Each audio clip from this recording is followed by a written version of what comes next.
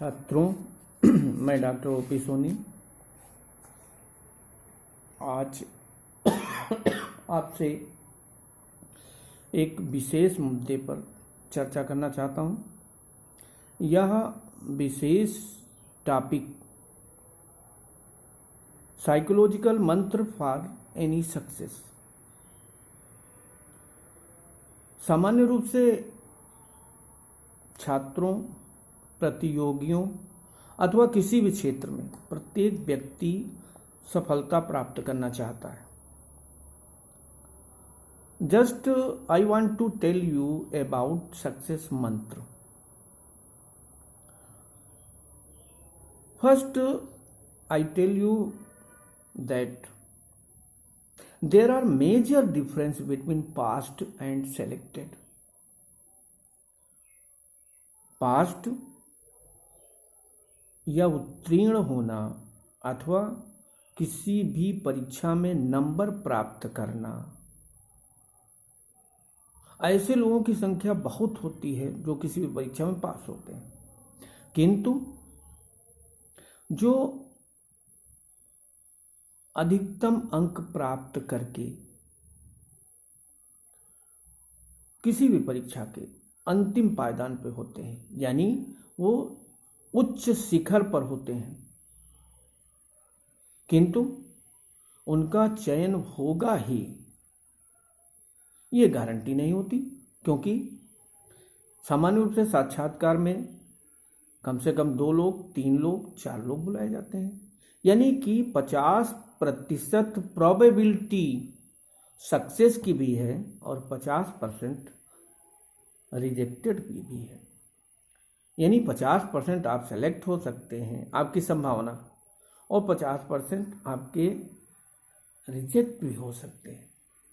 अब प्रश्न ये उठता है कि जो व्यक्ति सेलेक्ट हुआ वो माइन्यूटली अपनी साइकोलॉजिकल एटीट्यूड को नहीं प्रस्तुत कर पाया, जिसके कारण वह रिजेक्ट हो गया। आज हम आपको बताएंगे कि वो सक्सेस मंत्र है कौन सा। वह सक्सेस मंत्र, there are 4 D means first D denotes, या फर्स्ट D को हम समझ सकते हैं, पहला D direction, second D devotion, third D dedication and fourth D is determination. हम एक एक की चर्चा करेंगे संक्षिप्त रूप से। सबसे पहला D डिवोशन, जिसे हिंदी में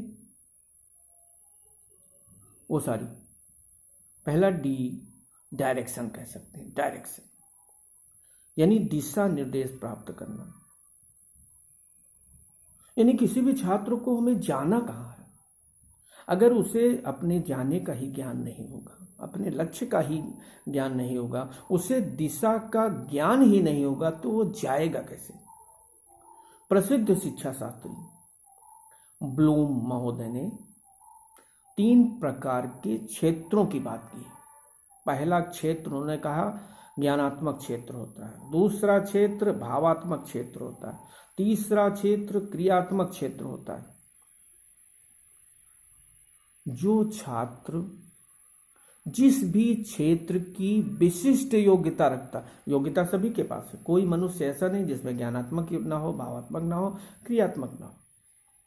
यानी कोई व्यक्ति थोड़ा क्रिकेट भी खेल सकता है, मौका मिला थोड़ा गाना भी गा सकता है, लेकिन वो ज्ञान के क्षेत्र में उसकी योग्यता ज़्यादा है, तो अगर उससे अपनी दिशा तय करनी है, अपने लक्ष्य को प्राप्त करना है, तो उसे ज्ञानात्मक दिशा की तरफ उन्मुख होना चाहिए। ज्ञानात्मक दिशा की तरफ अगर वो जाएगा तो अपने लक्ष्य की प्राप्ति प्रभावी तरीके से कर सकेगा। इस प्रकार डायरेक्शन किसी भी मनुष्य के विकास का वह पहला D है, जिसके लिए जिम्मेदार वह स्वयं तो होता ही है, साथ ही साथ उसके अभिभावकों की भी भूमिका होती। अभिभावकों को चाहिए कि वह उसके एटीट्यूड को देखे, उसमें देखे कौन सी योग्यता है। अगर किसी भी छात्र में भावात्मक योग्यता है तो वो पेंटर बन सकता है, चित्रकार बन सकता है, गीतकार बन सकता है, अभिनेता बन सकता है। उसको उस क्षेत्र में प्रमोट करें, और बजाय उसको अगर हमने ज्ञानात्मक क्षेत्र में उन्मुख कर दिया तो उसकी वह प्रतिभा भी चली जाएगी। इसी कंटेंट के ऊपर प्रसिद्ध फिल्म 3 इडियट बनी है, जिसमें आप देख सकते हैं।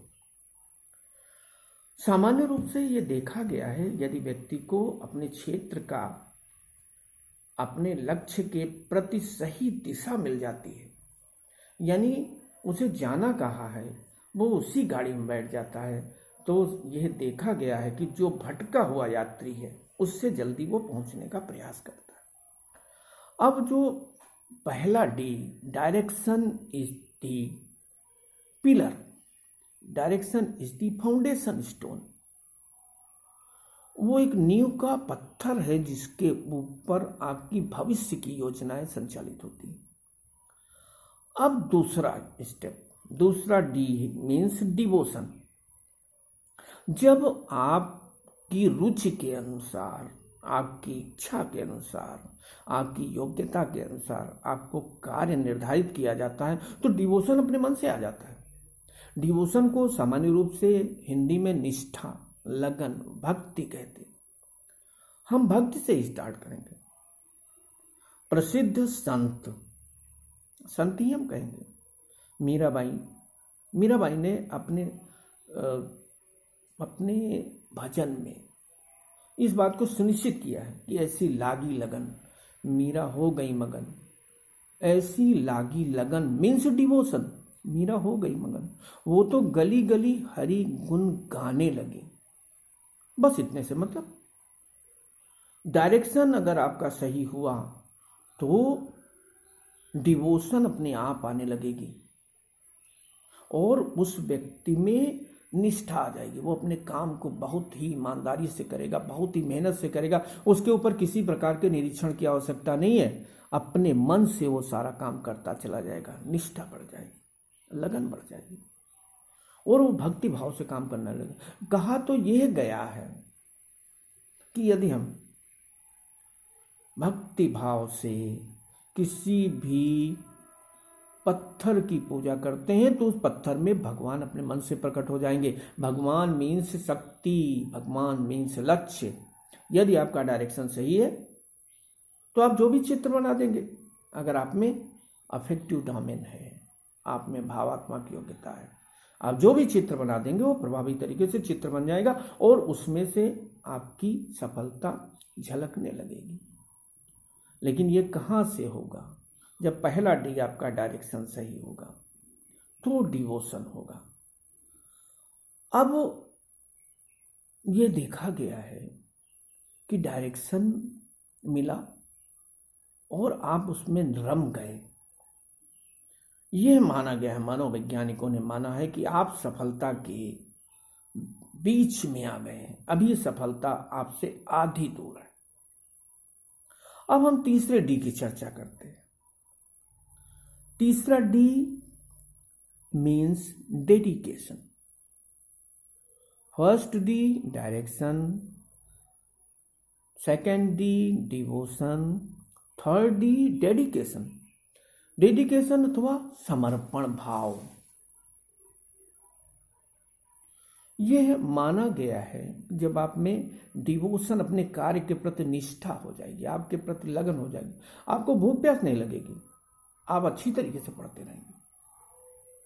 भूख प्यास तो उन लोगों को लगती है जिनका उद्देश्य केवल भोजन की प्राप्ति करना होता है, जिनका उद्देश्य अपने लक्ष्य की प्राप्ति करना होता है। उनके लिए भोजन सेकेंडरी चीज हो जाती है।